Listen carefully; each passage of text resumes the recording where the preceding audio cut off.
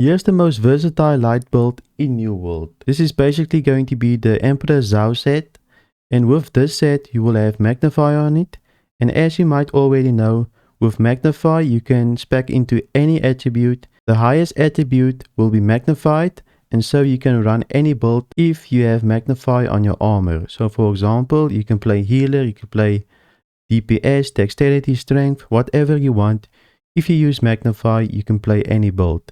So this build will be good for DPS, healer, and even maybe light tank. And with this build you will have health, refreshing, and the last perk you can choose. You can choose the last perk by using a weapon matrix. For example, if you go here, you can see you can use an armor matrix with the set. So you can basically choose the last perk of the set. So you can choose whatever perk you want with the set. I will also cover the light chest piece and the pants later, since you can only have 4 refreshing on your build.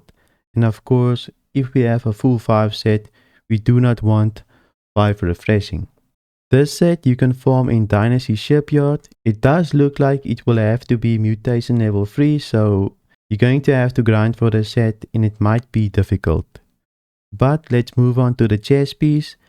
The chest piece we're going to use is Nimble Leather Coat. The reason why we're using the Nimble Coat is because cooldown reduction is a high sought after perk in PvE, and with this Nimble Cloak you'll basically max out your refreshing, which means that you will be able to do mutation dungeons faster and you will have more heals in PvP. And of course you can also use refreshing in PvP. Refreshing is never useless. This little Nimble Cloak you can get on the PvP track. Now let's move on to the pants. The pants is where we're going to lose our refreshing. So you can either go with Lieutenant's Breeches. This is contained in War Spoils, but if you're not somebody that enjoys war, you can also go and farm the Spore Light Pants. It will have physical aversion and health on it. Physical aversion is good for those mobs that shoot you with arrows in mutation dungeons. This is basically dropped everywhere in the world, so just keep an eye out for this pants. I'm just making you aware of this pants so you can actually go to nwdb.info and look for it.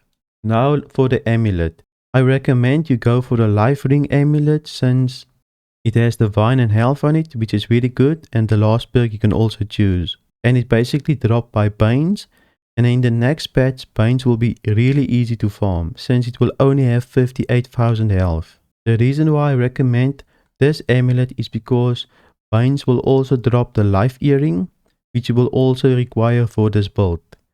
But if you don't want the Life Amulet, you can always go with this artifact.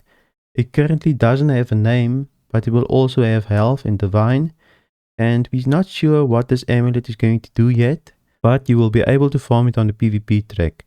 I'm thinking this will be a really good amulet. Now for the earring, as I said, this is the earring you can farm by Banes, so you can basically farm the amulet and the earring by Banes. So it's a 2-in-1 combo that you can get. It has regenerating on it and healthy toast, and of course the last perk you can choose. The other earring you can choose is Life Loop. This basically drops in the any dungeon by General Crosses. And another earring you can choose is the Ace of Crystal, which has a generating empowering toast on it. And this basically drops from all mobs in Mutation Dungeon level 2. So keep an eye out for this earring.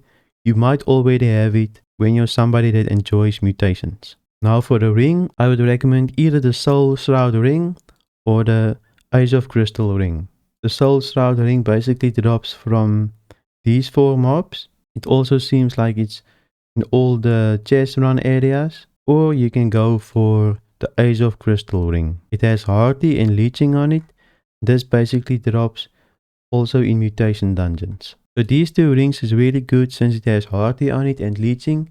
Leeching is always good for PvE. And of course the last perk you can choose by upgrading it with a jewelry matrix, as you can see there.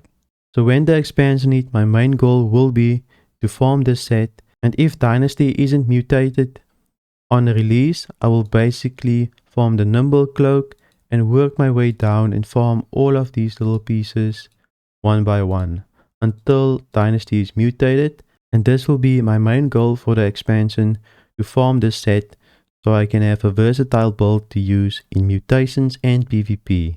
If you would like to know how to upgrade these items and choose the last perk by using matrices, you can watch this video.